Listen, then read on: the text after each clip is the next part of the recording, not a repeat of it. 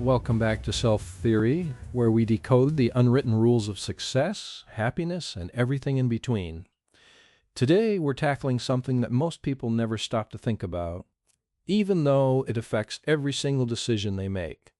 We're talking about the game of life, and more importantly, how to actually play it correctly. Now, here's the thing. Most people don't even realize they're playing a game. They wake up, go through their routines, chase goals that were handed to them by society, and wonder why they feel empty when they finally achieve them. They're playing, all right, but they're playing by someone else's rules, on someone else's board, for someone else's prizes. And that's the first secret nobody tells you. The game of life doesn't come with an instruction manual because there isn't one universal way to win. The rules are different for everyone. What counts as winning for you might look like losing to someone else, and that's perfectly fine. The problem starts when you adopt someone else's definition of victory and spend your entire life chasing it. Think about it. From the moment you're born, you're handed a script.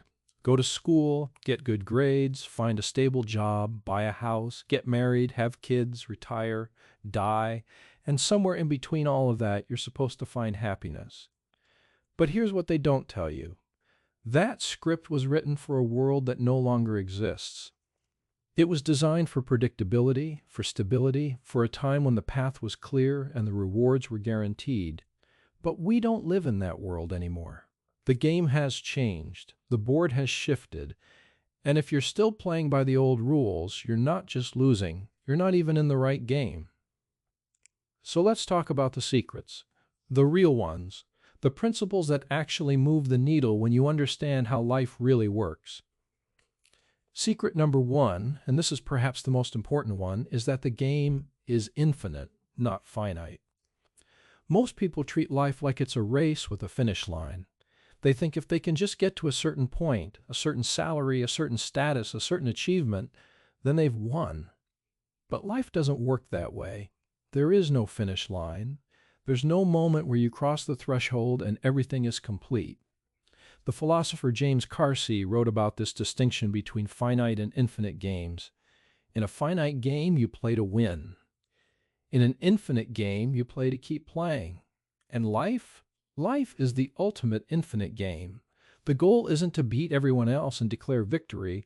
The goal is to stay in the game, to keep growing, to keep evolving, to keep finding meaning in the journey itself. When you understand this, everything changes. You stop obsessing over short-term wins and start thinking about long-term positioning. You stop trying to peak and start building sustainable momentum. You stop comparing your Chapter 3 to someone else's Chapter 20 and start focusing on writing your own story. The second secret is about leverage, but not the kind you're thinking of. Everyone talks about financial leverage, career leverage, network leverage. And yes, those matter. But the most powerful form of leverage is psychological leverage. It's the ability to operate from a position of internal strength rather than external validation. Here's what I mean. Most people are playing life in a constant state of reaction. Something happens, they respond. Someone says something, they feel something.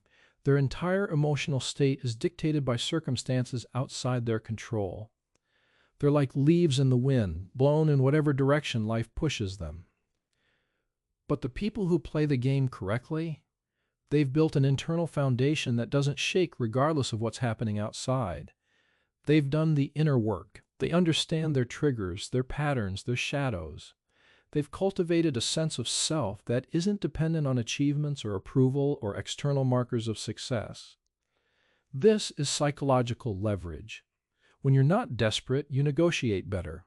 When you're not needy, you attract better opportunities. When you're not attached to outcomes, you make clearer decisions. The less you need the game to give you something, the better you play it. The third secret is that most people optimize for the wrong variables. They chase money when they should be chasing skills. They chase status when they should be chasing genuine connection. They chase comfort when they should be chasing growth. Let me give you a framework. In life, there are roughly 4 currencies: money, time, energy, and attention. Most people focus almost exclusively on money. They'll trade unlimited time, drain all their energy, and scatter their attention everywhere just to accumulate more money. But here's the paradox. Money is actually the most renewable of these resources. You can always make more money, you cannot make more time, you cannot infinitely regenerate energy. And attention? That's becoming the scarcest resource in the modern world. The people who play the game correctly understand this hierarchy. They protect their time ruthlessly. They manage their energy strategically. They direct their attention intentionally. And they let money be a byproduct of getting those other three right. The fourth secret is about the hidden rules. Every game has explicit rules, the ones written down, the ones everyone knows about. But the real game is played by the implicit rules, the unspoken codes, the invisible structures, the things nobody teaches you but everyone expects you to know. In life, these hidden rules are everywhere. The job market doesn't just reward competence, it rewards perceived competence, which is a completely different skill. Relationships don't just require love, they require communication patterns that most people never learn. Success doesn't just demand hard work, it demands hard work on the right things at the right time in the right order. The people who seem to glide through life effortlessly aren't necessarily smarter or more talented. They've just learned to read the hidden rules. They understand the subtext beneath the text. They see the game within the game. And this brings us to the fifth secret, which might be the most counterintuitive of all. The best players don't try to win, they try to create win-win scenarios. They understand that life is not a zero-sum game. Someone else's success doesn't have to mean your failure. Someone else's gain doesn't have to be your loss. The scarcity mindset tells you that there's only so much to go around, so much money, so much success, so much happiness. But the abundance mindset recognizes that value can be created, not just captured. The pie can grow. New opportunities can emerge. And often, the fastest way to get what you want is to help others get what they want. This isn't naive idealism, it's strategic thinking. When you approach life as a positive-sum game, you build allies instead of enemies. You create networks of mutual benefit. You develop a reputation as someone who elevates others, and that reputation becomes one of your most valuable assets. The sixth secret is about timing. In chess, there's a concept called tempo, the idea that controlling the pace and rhythm of the game is just as important as controlling the pieces. Life works the same way. Most people are either moving too fast or too slow. They're rushing into decisions they should sit with, or they're paralyzed when they should be taking action. They're reactive to circumstances instead of proactive in shaping them. The masters of the game have developed an internal sense of timing. They know when to push and when to wait. They know when to speak and when to stay silent. They know when the moment is ripe for action and when patience is the more powerful move. This timing can't be taught through formulas.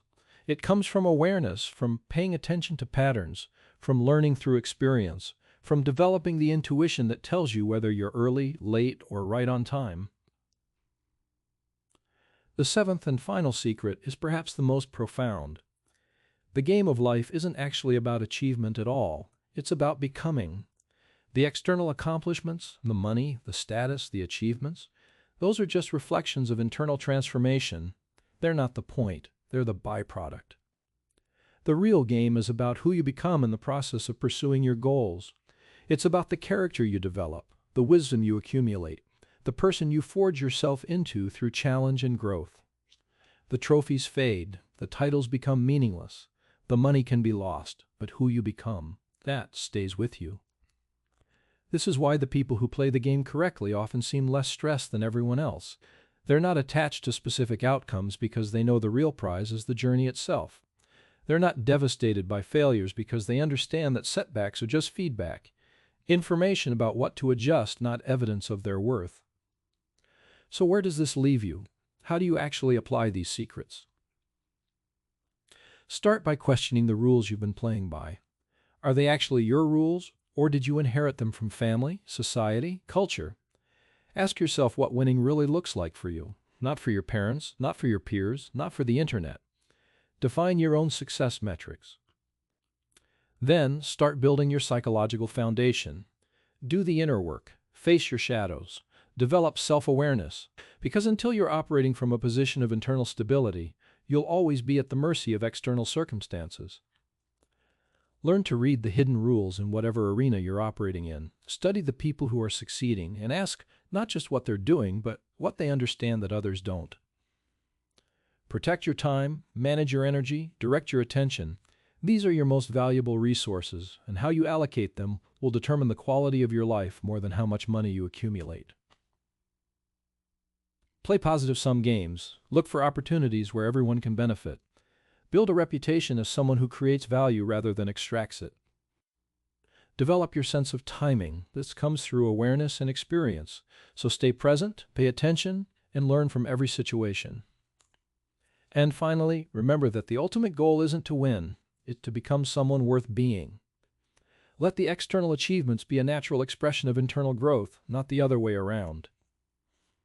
The game of life is the most complex, challenging, and rewarding game you'll ever play. But it's not a game you play against others, it's a game you play with yourself. A continuous process of growth, refinement, and becoming. And the beautiful thing? You can start playing correctly at any moment. It doesn't matter where you are in your journey. It doesn't matter how many mistakes you've made or how far behind you feel. The game resets every single day. Every morning you get a new chance to play with more wisdom, more intention, more clarity. If this episode shifted something in your perspective today, I'd love for you to join this community. Hit subscribe, drop a like, and leave a comment telling me which secret resonated most with you. Every piece of engagement helps this channel grow, and it helps these ideas reach more people who need to hear them. Until next time, keep playing the infinite game. This is Self Theory, and I'll see you in the next one.